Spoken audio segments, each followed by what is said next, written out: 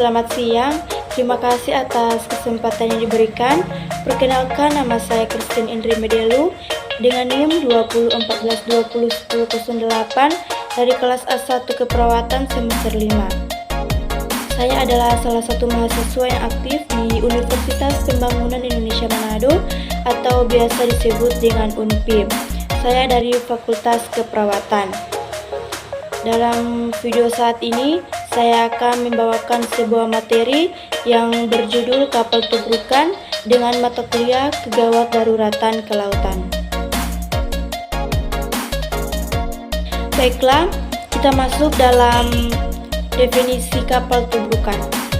Tubrukan kapal adalah tubrukan kapal yang dapat berupa tubrukan head to toe berupa singgungan kapal maupun tubrukan kapal dengan benda-benda tidak bergerak maupun makna-makna lainnya.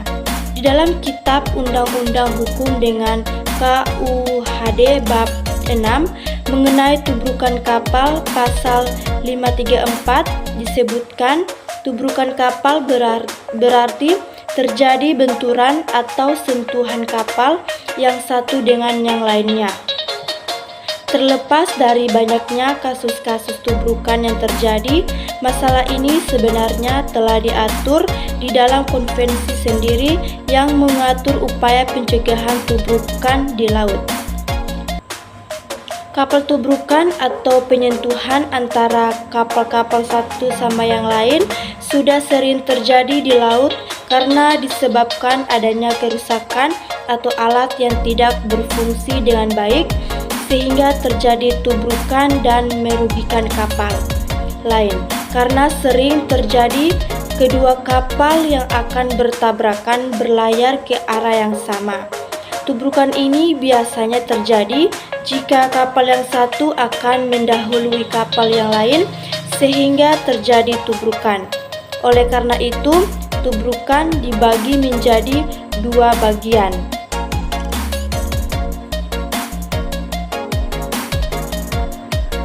Yang pertama, tubrukan kapal yang sesungguhnya suatu tubrukan atau persentuhan kapal yang terjadi antar kapal yang satu dengan kapal yang lain. Yang kedua, tubrukan kapal yang tidak sesungguhnya ialah tubrukan kapal atau persentuhan kapal yang terjadi antara kapal yang satu tapi yang lainnya bukan kapal melainkan jembatan. Kita masuk dalam penata laksanaan medis. Yang pertama, evakuasi adalah kegiatan memindahkan korban kecelakaan kapal ke tempat penumpangan pertama untuk tindakan penanganan berikutnya. Untuk menyelamatkan korban tenggelam, penolong harus dapat mencapai korban secepat mungkin.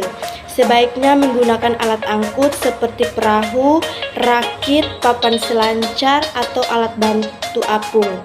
Dibutuhkan 2 orang dewasa.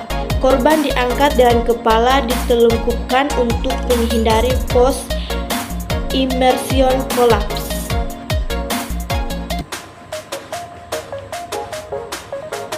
Berikan nafas buatan.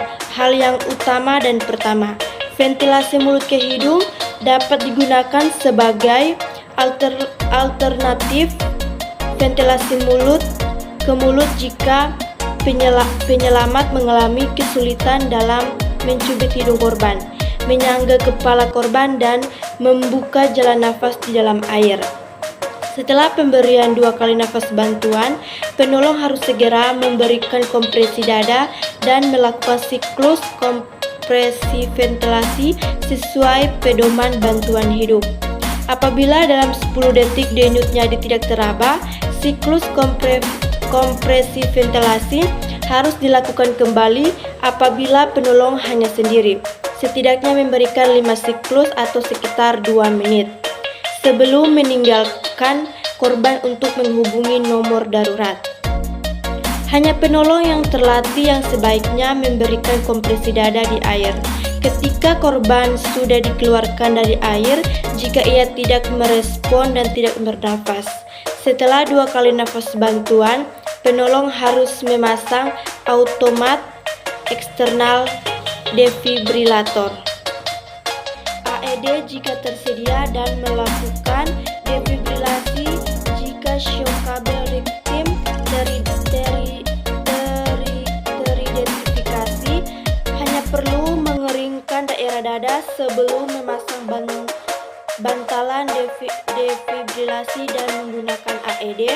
Kejadian kecelakaan selalu menimbulkan krisis kesehatan, maka penanganannya perlu diatur dalam bentuk kebijakan sebagai berikut. Yang pertama, setiap korban akibat bencana perlu mendapatkan pelayanan kesehatan segera mungkin secara maksimal dan manusiawi. Kedua, prioritas awal selama masa tanggap darurat adalah penanganan gawat darurat medik terhadap korban luka dan identifikasi korban mati di sarana kesehatan. Yang ketiga, pengaturan distribusi bantuan, bahan obat, dan pembekalan kesehatan serta SDM kesehatan dilaksanakan secara berjenjang. Baik, yang ketiga, peran dan fungsi perawat dalam kapal tubrukan. Kegiatan dan kondisi darurat di kapal dapat berupa kapal tolak sadar, meninggalkan kapal terbakar, terjadinya tubrukan, kapal kandas, serta terjadinya kebocoran yang dapat membuat kapal tenggelam. Kita masuk dalam standar operasional prosedur. Keselamatan dan keamanan pelayanan adalah suatu keadaan terpenuhinya persyaratan keselamatan dan keamanan yang menyangkut angkutan di perairan kepelabuhanan dan lingkungan maritim.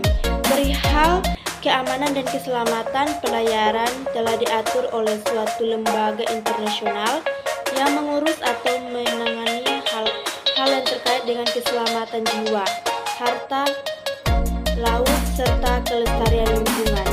Di dalam proses penyelamatan, baik para penolong maupun ditolong harus memahami tentang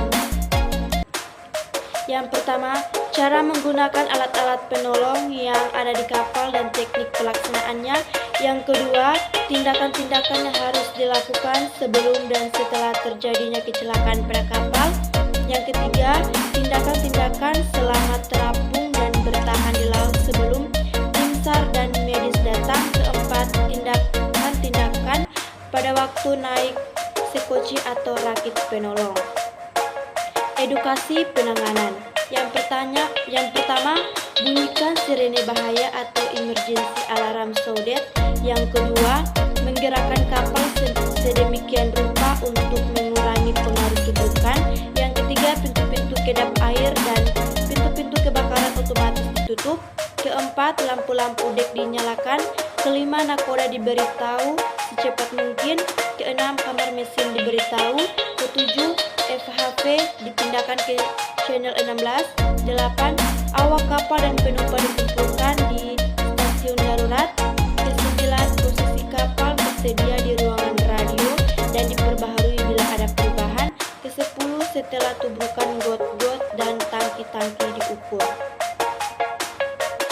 Sekian dan terima kasih. Itulah materi singkat saya mengenai materi tentang kapal tubrukan. Sekian dan terima kasih. Adik-adik yang baru lulus SMA atau SMK mau mencari tempat kuliah yang memadai dan fasilitas yang terjangkau? Mari bergabung bersama kami di Universitas Pembangunan Indonesia Manado atau biasa disebut dengan UNPI. Kampus kami menyediakan 6 program studi. Yang pertama, Fakultas Keperawatan, kedua, Fakultas Hukum, ketiga, Fakultas Pertanian, keempat, Fakultas Teknik, kelima, Fakultas Sastra, dan keenam, Fakultas Ilmu Sosial dan Politik. Mari bergabung bersama kami di Universitas Pembangunan Indonesia Manado. Kampus kami juga menyediakan fasilitas internship ke Jepang dan kampus kami juga menyediakan fasilitas bidik misi. Untuk info yang lebih lanjut, silakan menghubungi link yang sudah kami siapkan atau paparkan dalam video saat ini. Terima kasih.